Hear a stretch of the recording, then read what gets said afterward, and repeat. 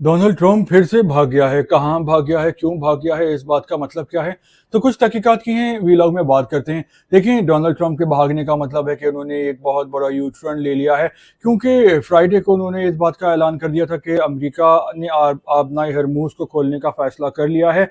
और फिर उन्होंने कहा कि वो सिचुएशन रूम जा रहे हैं और जो ईरान के साथ एग्रीमेंट है तो उसको MOU है तो उसको उस पे फाइनल फैसला कर रहे हैं। लेकिन सिचुएशन रूम में जाके उन्होंने कह दिया कि वो अभी आबनाए हरमूज को नहीं खोल रहे और वो एग्रीमेंट के लिए अभी राज़ी नहीं हैं। और उसके बाद उन्होंने ईरान को एक नया मसवदा भेज दिया जिसमें उन्होंने अपनी शर्तों को सख्त कर दिया है।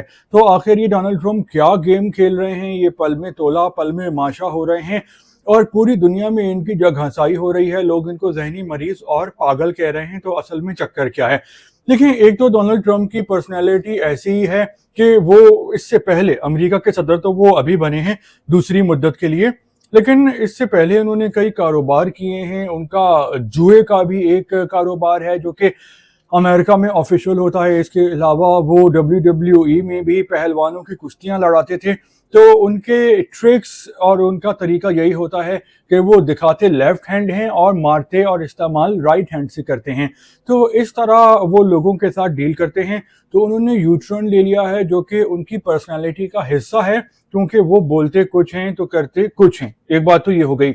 और जो दूसरी बात ये है कि डोनाल्ड ट्रम्प इस मुज़ाकरात को लंबा कर रहे हैं और वो लंबा करने की वजह यह है कि इसराइल ईरान पर तो हमला नहीं कर रहा, ईरान पर रुक गया है, लेकिन वो गाजा के इलाके पे कब्जा कर रहा है। अभी तक वो 60% गाजा पे कब्जा कर चुका है और लेबनान पर भी वो कब्जा कर रहा है। लेबनान का एक बहुत बड़ा हिस्से पे वो कब्जा कर चुका है। खास तौर पे साउथ लेबनान में उनकी फौज ऑपरेशन कर रही है और उनका मंसूबा यही है ग्रेटर इसराइल को बनाने का मंसूबा, और वो उसमें काफ़ी हद तक कामयाब भी हो गए हैं। तो एक ख्याल मेरा ये भी है कि डोनाल्ड ट्रम्प इस बात का ऐलान MOU का तब करेगा कि जब इसराइल अपने मकासद बड़ी हद तक हासिल कर लेगा। उसके बाद डोनाल्ड ट्रम्प बोल देगा कि ठीक है, अब जो तमाम मामला थे उसको यहीं पे रोका जा रहा है और इसराइल जो है वो अब तक जितना कब्जा कर चुका है, वो जंग तो रोक रहा है लेकिन जितना कब्जा कर चुका है वो ज़मीन पे गजा की और लेबनान की, तो वो अब इसराइल की हो गई। और ईरान की ऐसी पोजीशन है नहीं, क्योंकि जो यमन में भी झड़पें हो रही थी, चाहे वो शाम हो, लेबनान हो, गजा हो, ईरान खुलकर किसी भी कंट्री की मदद के लिए नहीं आया। और जब उन पर भी हमला किया गया है तो उन्होंने जवाब दिया है। तो उनके पास भी इतनी ताकत नहीं है। बस उनकी बहादुरी यह है कि जो उन पर हमला किया गया तो उन्होंने उसका दिफा किया और अमेरिका और इसराइल को उनके मकासद हासिल नहीं करने दिए गए, तो इसलिए अमेरिका और इसराइल टेक्निकली तौर पर हारे हैं। वरना अगर ताकत के मुकाबले में देखा जाए तो ईरान बहादुरी में बहुत आगे है, लेकिन वसाइल में वो बहुत पीछे है। तो ये तो हो गई दो पॉइंट्स। और तीसरा पॉइंट ये है कि चूंकि डोनाल्ड ट्रम्प को कामयाबी नहीं मिली और ये इस जंग में अमेरिकी अवाम डोनाल्ड ट्रम्प के साथ नहीं है, अमेरिका में महंगाई हो गई है और ट्रम्प को बहुत ही मुखालिफत का सामना है, ट्रम्प पे प्रेशर आ रहा है। फिर एप्स्टीन फाइल का भी मामला है, उसको भी काफ़ी हद तक दबा दिया गया है इस जंग में, जो कि 92 डेज से चल रही है, यानी 3 महीने उसको हो गए हैं।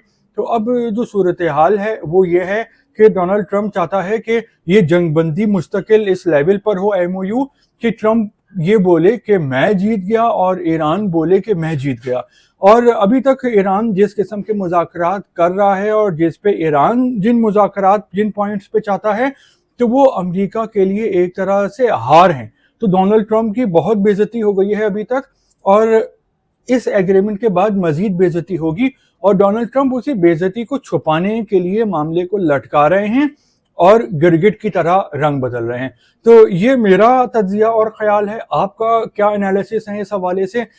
आप भी जो भी दिल में है आप दिल खोल के बोल सकते हैं। और अगर आपको वीलॉग पसंद आया है तो दुनिया की कोई भी ताकत आपको वीलॉग को सब्सक्राइब करने से चैनल को नहीं रोक सकती। तो अगली स्टोरी के साथ दोबारा मिलेंगे, जब तक के लिए अल्लाह हाफिज।